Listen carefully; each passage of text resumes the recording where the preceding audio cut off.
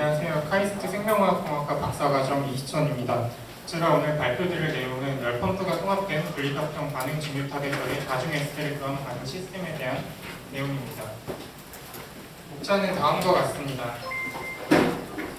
리액티브 디스틸레이션은 리액터와 디스틸레이션이 하나의 컬럼에서 진행됨으로써 여러 장점들을 취할 수 있는 공정입니다. 여러 개의 독립된 단위 공정들이 하나로 통합됨으로써 자본비와 운영비를 절감할 수 있을 뿐만 아니라 생성물을 반응과 동시에 분리함으로써 포워드 리액션을 촉진시켜 컨버전과 셀렉티비티를 향상시킬 수 있습니다. 또한 에조트롭이나 디스틸레이션 바운더리와 같은 분리탑에서의 분리 한계를 반응을 통해 극복할 수 있는 그런 다양한 장점을 지닌 공정입니다. 따라서 이런 리액티브 디스틸레이션은 배치 리액티브 디스틸레이션이나 디바이딩 컬럼과 같은 개념으로 적용이 확장되어서 에너지와 코스트 이피션트한 공정 디자인에 기여하고 있는데요.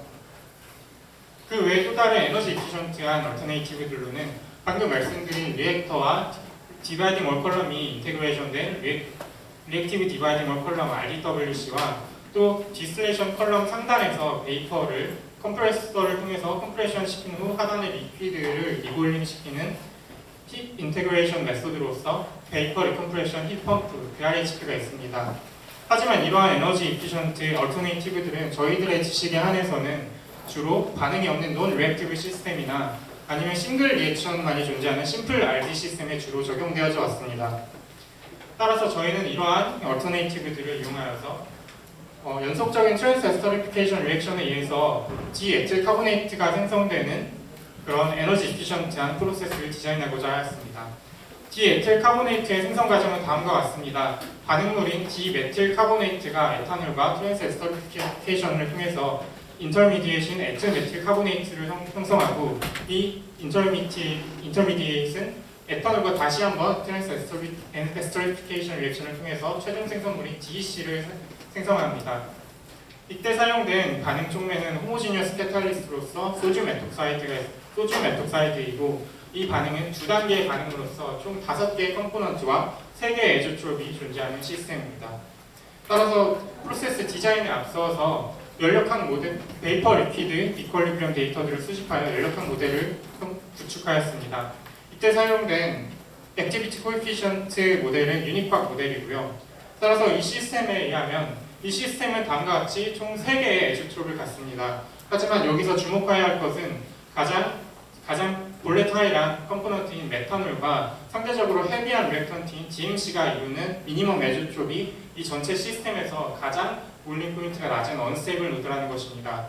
따라서 이 컨벤셔널 RD 시스템은 순수한 메탄올을 상부로 분리해내기 위해서 이보일러와 콘덴서에서 여전히 많은 에너지를 소비합니다. 따라서 저희는 이러한 컨벤셔널 RD 시스템에 보통 30% 이상의 에너지 컨섬션을 세이빙할 수 있는 RDWC를 적용하였고 이에 더불어서 더 드라마틱한 에너지 세이빙을 위해서 베이퍼 리컴프레션 힙펌프 VRHP를 인테그레이션하고자 했습니다. 따라서 DEC 생산을 위한 RDWC는 다음과 같이 두 가지 구조를 갖습니다. 하단이 분리된 로어 RDWC와 상단이 분리된 어퍼 RDWC가 있는데요. 이들의 공통점은 컬럼 내부에서 상단에서는 메탄올 리커버리가 그리고 리액션 섹션에서는 DMC의 리액션이 하단에서는 DEC 세퍼레이션이 그리고 분리경 너머의 세퍼레이션 리전에서는 에탄올의 리사이클이 일어난다는 것입니다. 이러한 4가지 현상들이 모두 잘 일어나기 위해서는 먼저 DMC가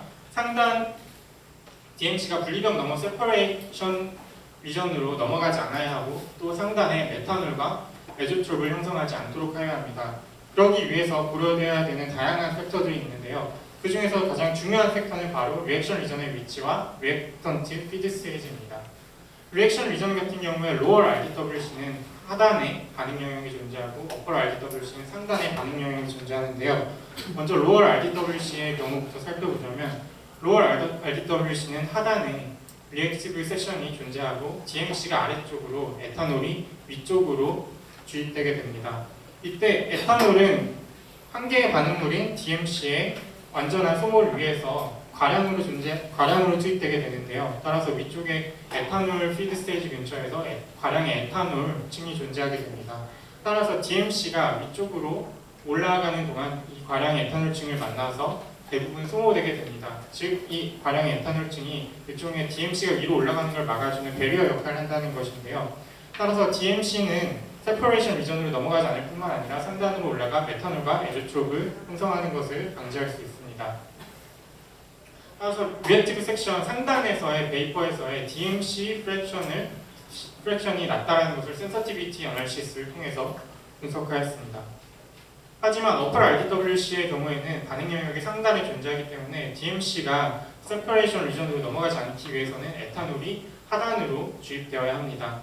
하지만 이것이 메탄올 리커버리 측면에서는 굉장히 불리하게 작용하기 때문에 같은 퀄리티의 프로덕트를 생성하기 위해서 어플 RDWC에서는 더 많은 에너지를 소모하게 됩니다. 마찬가지로 상단에서의 메탄올 프랙션이 상대적으로 높은 것을 센서티비티를 통해서 알 수 있었고요. 따라서 DC 생산을 위한 RDWC로는 어플 RDWC보다 로월 RDWC가 더 적합함을 알 수 있었습니다. 이에 더 드라마틱한 에너지 세이빙을 위해서 저희는 VRHP를 적용하고자 했습니다. 이 로월 RDWC 같은 경우에는 반응이 없는 non-reactive 섹션의 상단에서는 메탄올이, 하단에서는 에탄올이 분리되게 됩니다. 그리고 이 두 스트림의 보일링 포인트 차이가 적기 때문에 VRHP가 적용되었을 때 굉장히 효율적인 시스템인데요. 따라서 상단으로 분리되는 메탄올 스트림의 일부를 컴프레서로 리컴프레션하여 하단의 에탄올을 완전히 리보일링 하는데 사용하였습니다. 이때 상단의 메탄올에서 컴프레션되는 스트림의 양에 대해서 하단의 에탄올 리퀴드를 완전히 리보일링 하는데 필요한 컴프레서의 주치가 최소가 되도록 옵티마이제이션을 하였습니다. 따라서 그 결과 로월 RDWC에 비해서 더 32.1%의 에너지 컨섬션이 세이빙되는 것을 알 수 있었습니다. 결론은 다음과 같습니다. 저희는 에조트롭이 존재하는 멀티 컴포넌트, 멀티 리액션을 수반하는 RT 시스템에서 더 에너지 세이빙을 위한 얼터네이티브를 성공적으로 적용하였습니다. 또한 DC 생산을 위한 RDWC로는 어플 RDWC보다 로월 RDWC가 더 적합함을 알 수 있었고, 그때 그 컬럼 내부의 비헤비어는 결정짓는 중요한 요소는 리액션 리전의 위치와 리액턴트 피드 스테이지였습니다. 또한 VRHP를 적용함으로써 로월 RDWC보다 30% 이상 더 적은 에너지로서 디에틸 카보네이트를 효율적으로 생성할 수 있음을 알 수 있었습니다. 이상으로 발표 마치겠습니다.